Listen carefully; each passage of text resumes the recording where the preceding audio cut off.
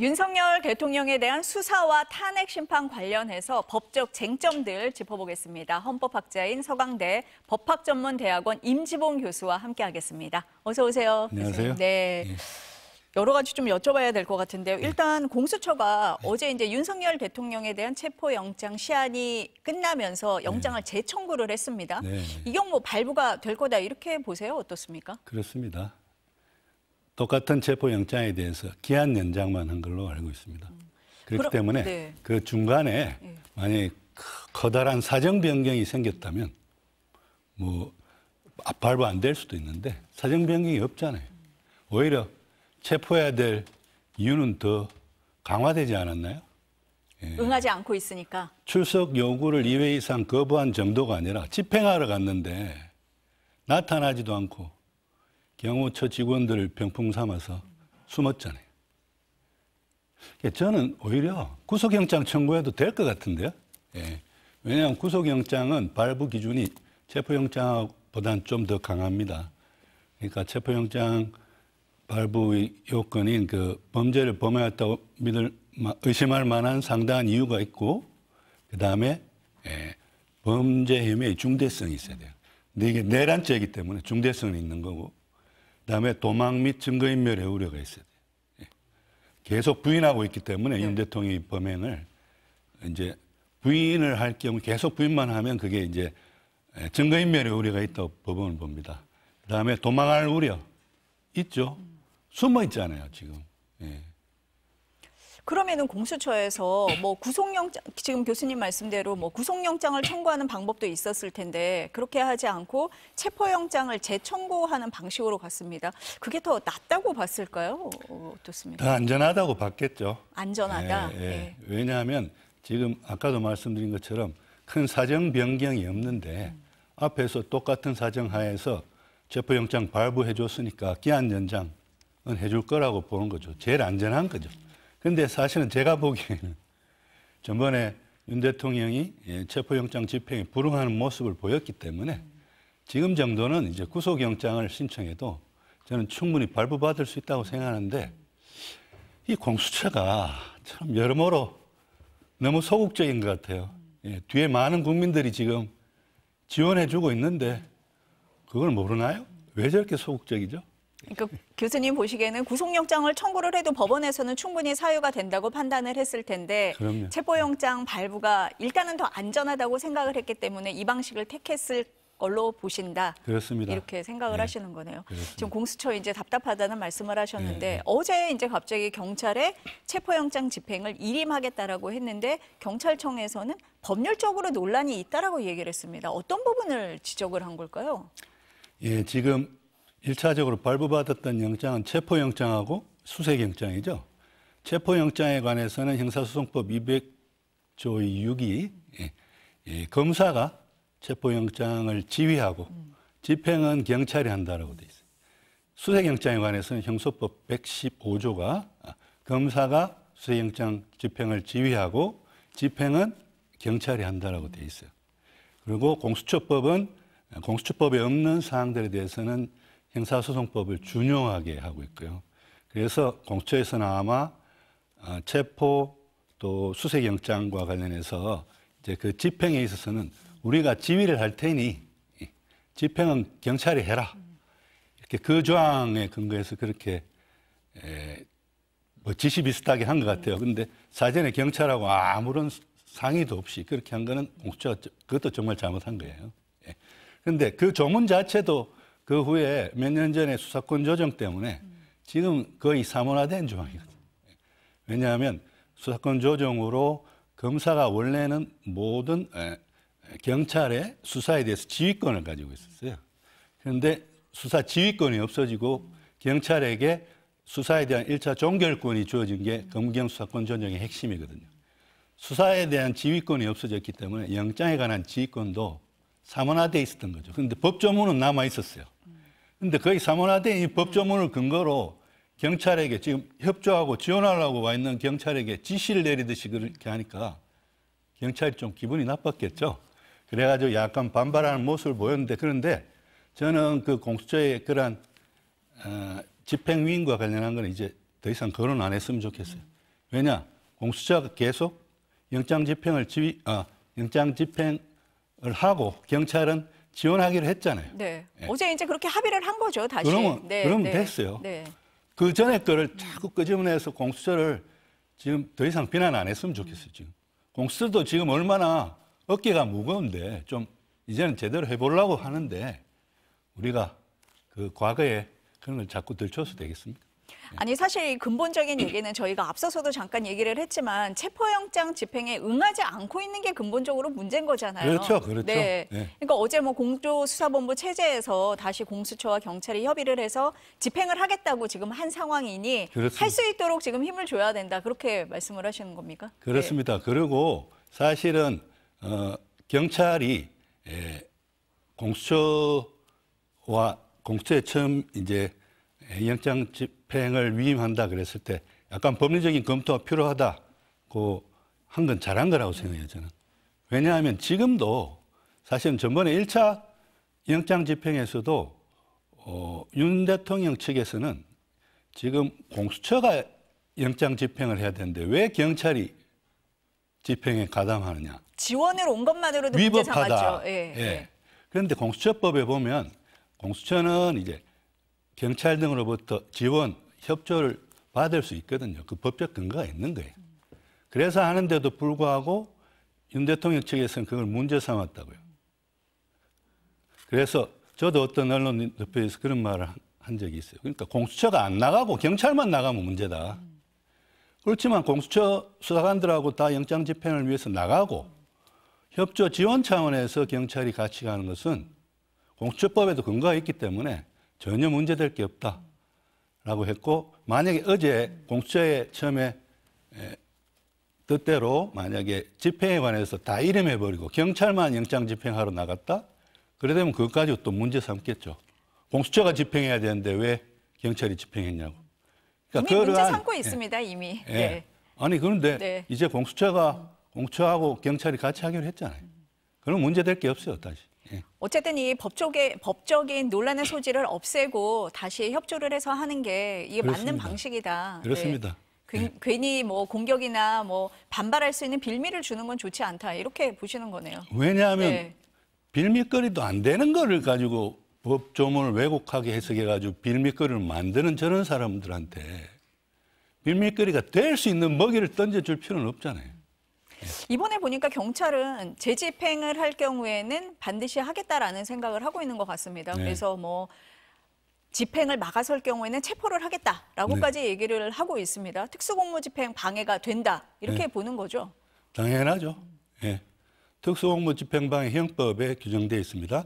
원래 공무집행방해는 직무를 수행하는 공무원에 대해서 이제 폭행 협박을 통해서 직무 수행을 방해하면 공무집행방해인데 단체로 여러 명이 혹은 위험한 물건, 무기를 소지한 채로 공무집행방해하면 특수공무집행방해입니다. 그래서 7년 6개월 이하의 유기징역까지 처해질 수 있어요. 그게 가벼운 죄가 아니에요. 그걸 이제 경호처 직원들도 알 거예요. 알고 있는데 네. 전번에는 너무 집행 의지가 약해가지고 공수처가 너무 일찍 물러난 게 문제인데 이번에는 이제 제대로 하기로 했죠. 예. 제대로 하겠다. 예, 지금 예. 경찰에서는 그렇게 밝히고 있는 거죠. 제가 네. 오동훈 공수처장 개인적으로도 좀 압니다. 예. 부탁드리고 싶네요. 이번에는 공수처장이 앞장서세요. 3박 4일 동안 많은 국민들이 그 한남동 차가운 아스팔트에서 눈 맞아가면서 있습니다. 자기는 지금 과천의 공수처장실 거기 따뜻한 데서 지휘나 하고 있어요. 자기가 앞장서서 가야죠, 차관급이. 예? 가서 자기가 이렇게 중심이 돼서 주도하고 그다음에 만약에 경호처 직원들이 무기를 들고 뭐 전번처럼 뭐 200명이 스크럼을 짜고 뭐 막고 나서면 바로 한 명 한 명 현행범 특수공무집행방해로 긴급 체포하면 돼요. 경찰에서는 그렇게 하겠다라고 지금 의지를 밝히고 있는 것 같습니다. 공수처장이 그렇게 하겠다고 해야죠. 왜 경찰이 그렇게 하겠다고 해요? 경찰은 지금 지원하러 가는데 예? 자기가 가야 돼요, 그 현장에. 왜 부장검사만 보내가지고 자기는 공수처장실에 있고. 이게 무슨 모습이에요? 응? 그러니까 그런 모습을 저는 보일 거라고 생각해요. 예, 이번에는. 이번에는 달라진 모습을 보일 거다. 네, 그럼요. 지금 경호처 말씀을 이제 하셨는데 경호처장에 대해서 경찰에서 출석 요구를 했습니다. 1차엔 안 나왔고 오늘 2차 출석 요구일인데 오늘도 안 나왔습니다. 경호처는 계속 버티겠다. 이런 걸로 봐야 됩니까? 버티기 하는 거죠. 예.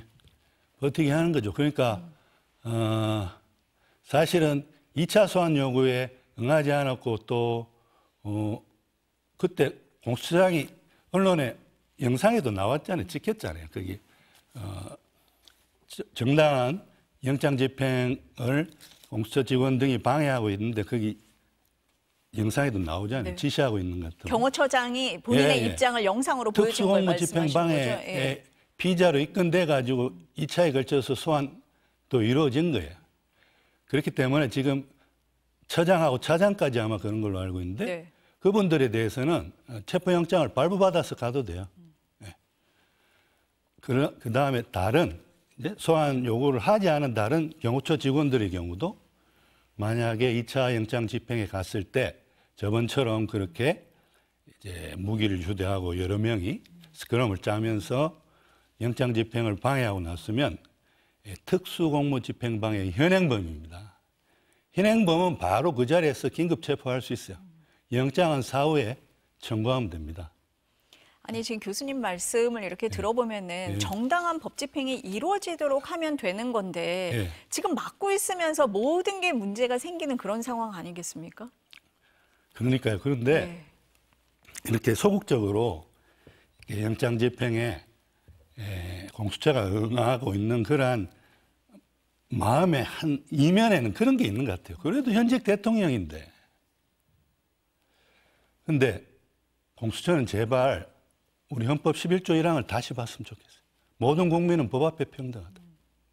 그렇기 때문에 영장 집행과 같은 이제 법의 집행에 있어서도 모든 국민은 법 앞에 평등합니다. 대통령이나 아니면 대통령이 아닌 일반 국민이나 영장 집행에 있어서는 피의자로서 영장 집행을 당할 때는 똑같은 거예요. 대통령이라서 뭐 예우를 하면서 체포를 한다고요? 다른 국민들 체포할 때 체포하는 순간하고 똑같은 모습을 보여줘야죠. 미란다 원칙 고지하고 바로 수갑 채워야 돼요.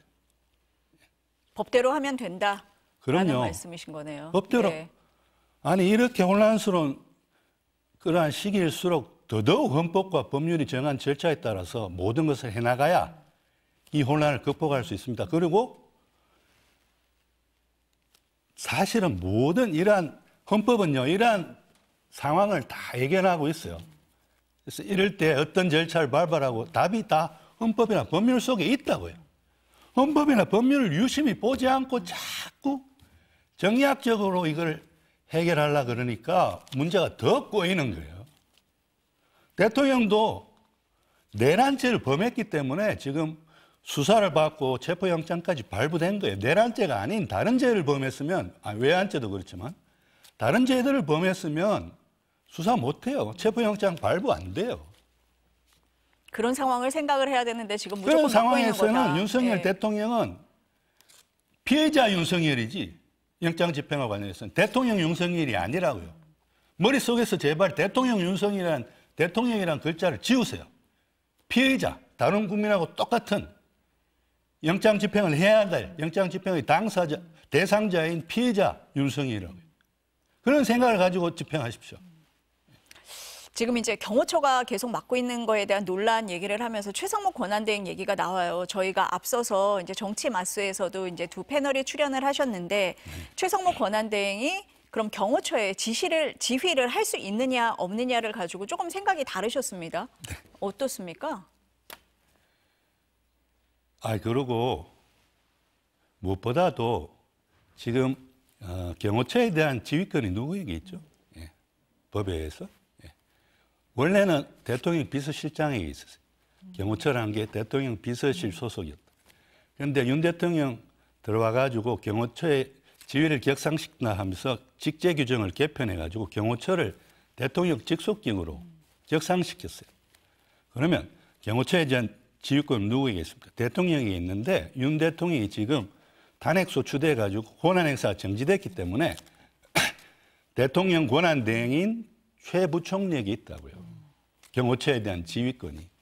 그래서 공수처가 법관이 발부한 정당한 영장을 적법하게 집행하는데 경호처가 저렇게 막고 나선 거는 특수공무집행방해의 위법행위다. 그러니까 경호처에 대한 지휘권을 가진 최 권한대행이 협조하라고 지시를 내려달라고 했잖아요. 2번 했는데 묵살을 했죠, 지금. 묵살하면서 뭐라 그랬습니까? 자기는 경제부총리이기도 하고 그래서 민생안정과 경제위기 탈출에만 진력하고 정치적인 사안에는 관여하지 않는데요. 아니, 경호처에 대한 지휘권을 법적으로 가지고 있는 권한대행이, 대통령 권한대행이 경호처의 적법한 영장 집행에 대해서 협조하라고 지시하는 것이 정치적인 사안이에요? 정치적인 문제예요? 이건 법적인 문제예요. 법적인 의무가 있다고요. 대통령이나 대통령 권한대행에게는 경호처에게 적법한 영장 집행에 협조하라고 지시할 법적인 의무가 있는 거예요. 그게 정치적인 사안이 아니라고요. 만약 계속해서 이런 법적인 의무를 해태한다면, 거부한다면 형법상의 직무유기죄에 해당돼요. 공무원이 자기에게 의무로 주어진 그런 직무를 수행을 거부하거나 혹은 유기할 때에는 1년 이하의 징역, 3년 이하의 자격정지에 처해집니다. 또 최 권한대행이 법률에 위배되는 행위를 하면 탄핵 사유가 돼요. 예. 그러니까 해야 한다는 거네요. 지금 의무네요. 의무예요. 네. 직무유기죄는 의무를 공무원이 이행하지 않았기 때문에 범죄를 범한 거예요. 지금 사실 물리적 충돌 또 불상사까지 우려되는 상황이라서 네. 여러 곳에서 최상목 권한대행이 경호처에 대한 지휘를 해야 된다 이렇게 얘기를 하고 있는 상황인데 교수님 말씀은 의무기 때문에 반드시 해야 된다 이렇게 말씀을 하는 걸로 이해가 됩니다. 불상사는 네. 아니 혹시라도 벌어질지도 모르는 불상사는 염려되고 지금 영장 집행이 불발되는 것을 보고 허탈해하고 정신적으로 고통을 겪고 있는 국민들은 안중에 없습니까? 예? 그 불상사가 그렇게 걱정이 돼요? 국민들은 걱정이 안 돼요? 그리고 법관이 발부한 정당한 영장이 숨겠다는 대통령에 의해서 집행이 안 되고 그런 모습을 본 외국인들은 어떻게 생각했어요? 대한민국 저거 사법 시스템 엉망이네. 영장 발부받았는데도 집행도 못하고. 그거야말로 국격이 떨어지는 거예요. 그러니까 저도 언론을 봤습니다만 그 이후에 정시가 나빠진다며요. 쭉 떨어졌죠. 환율도 그날. 오른다며요. 네. 국격이 떨어지면 경제부터 타격이 온단 말이에요. 그러니까 경제를 위해서도 또 국격을 위해서도 제발 이번엔 공수처가 확실하게 집행 좀 하십시오. 아니 어제는 근데 체포영장 집행을 맡겠다고 국민의힘 의원 40여 명이 한남동 관저 앞으로 갔습니다. 네. 그건 괜찮은 겁니까? 근데 다행히 어제는 공수처와 경찰이 집행이 안 나섰죠. 그렇죠. 그렇기 때문에 특수공무집행방해는 해당이 안 돼요. 그냥 그 앞에 몇 시간 이제 서 있었을 뿐이니까. 근데 만약에 앞으로 공수처가 영장을 집행하러 갔는데 거기 어제처럼 한 40분 정도 되는 여당 국회의원들이 이렇게 서 있으면서 네. 영장 집행을 방해하죠. 그건 여러 명이 서 있었기 때문에 단체로 다중의 위력을 보인 거라서 특수공무집행방해입니다. 그것도. 예. 그다음에 그거는 현행범이에요. 그래서 바로 긴급 체포할 수 있어요. 국회의원이라도. 그럼 이분들은 국회의원들은 그런 생각을 하시는 것 같아요. 45조 면책 특권이 있어요. 국회의원은 국회에서 직무상 행한 발언과 표결에 관해서 국회 외에서 책임을 지지 아니한다. 지금 한남동 국회 밖이죠. 국회 밖에서 행한 행동에 대해서는 면책 특권이 적용이 안 돼요. 그다음에 불체포 특권이요. 국회의원은 현행 범인인 경우를 제외하고는 회기 중 국회의 동의 없이 체포 또는 구금되지 아니한다. 만약에 공수처가 영장 집행하러 갔는데 그 앞에서 가로막고 특수공무집행 방해를 했다. 현행범이잖아요. 현행범은 불체포 특권도 적용이 안 돼요. 바로 긴급 체포할 수 있습니다. 법을 위반하는 거다. 예. 라는 거네요. 그러니까 국회의원들도 그걸 아시고 그 한남동에 나가셔야 될 거예요.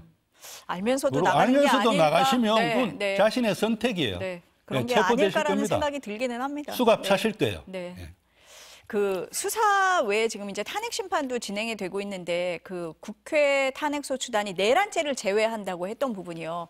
이거에 대해서 헌재가 어제 재판부가 판단할 일이다 이렇게 얘기를 했습니다. 네. 이 어떻게 이해를 하면 됩니까? 헌재의 말이 맞습니다. 예, 맞습니다. 예, 탄핵 소추안 가결 때까지는 국회의 시간이에요. 그런데 탄핵 소추안이 가결되고 나서 소추 의결서 정본을 만들어서 법제사법위원장인 소추위원이 그걸 헌법재판소에 접수할 때부터는 이제는 헌법재판소의 시간이에요. 헌법재판소는 1차 준비기일에서도 탄핵 소추 의결서 정본을 보면서 윤 대통령 측, 그다음에 국회 측과 같이 협의를 해가지고 쟁점을 4가지로 추렸어요. 그렇죠. 그 4가지 다 보십시오. 헌법 65조가 대통령 등의 직무상의 행위가 헌법이나 법률 위배한 때 탄핵된다라고 되어 있기 때문에 그 쟁점들은 다 행위 중심이에요. 첫 번째가 뭐였습니까? 위헌 위법한 계엄 선포 행위. 두 번째가 뭐예요? 위헌적인 포고령 선포 행위. 세 번째가 그 군경을 국회에 동원해서 국회의 계엄 해제 요구안 가결 등을 막는 국회 활동 방해 행위예요. 네 번째는 영장 없이 중앙선거관리위원회 들이닥쳐서 서부 등을 영장 없이 압수수색한 행위예요. 탄핵 소추의 사유와 쟁점은 다 행위 중심이라고요. 왜? 직무상 행위의 위헌 위법 여부를 따지는 게 탄핵이기 때문이에요. 그런데 세 번째 행위, 국회 활동 방해 행위에는요. 그게 헌법으로 따지면 77조 4망 위반이에요. 즉 77조 4망은 비상계엄 하에서도 정부, 행정부나 법원의 권한에 대해서는 특별한 조치를 할 수 있지만 국회에 대해서는 아무런 조치도 할 수 없게 하고 있다고요. 그런데 군경을 투입했잖아요. 국회 활동을 방해했잖아요. 특히 계엄 해제 요구안 가결을 막으려 했잖아요. 그게 형법적으로는, 법률적으로는 그게 형법 87조의 내란 행위인 거예요. 헌법에 의해 설치된 국회라는 기관의 권능 행사를 불가능하게 할 목적으로, 즉 국회는 문란의 목적으로 다수인이 폭행 협박을 통해서 그 지방의 평온을 해친 폭동을 일으킨 게 되기 때문에 형법상의 내란죄라고요. 내란죄만 빼겠다는 거예요. 형법상의 내란죄뿐만. 왜? 이게 형법 위반이면 형사재판 같이 해야 되거든요. 형사재판 같이 하려면 정인도 무더기로 신청 다 받아줘야 돼요. 헌재가. 예? 그다음에 고도의 입증 책임을 헌재가 져요. 위반했겠다 정도가 아니라 이건 틀림없이 위반했다고 해야 위반이라고 할 수 있다고요. 그러면 헌재가 신속한 결정을 내릴 수 있겠어요? 신속한 결정을 내리기 위해서 형법에 관한 형사재판의 법리가 적용되는 형법 내란죄 위반 부분만 빼겠다고 한 거예요.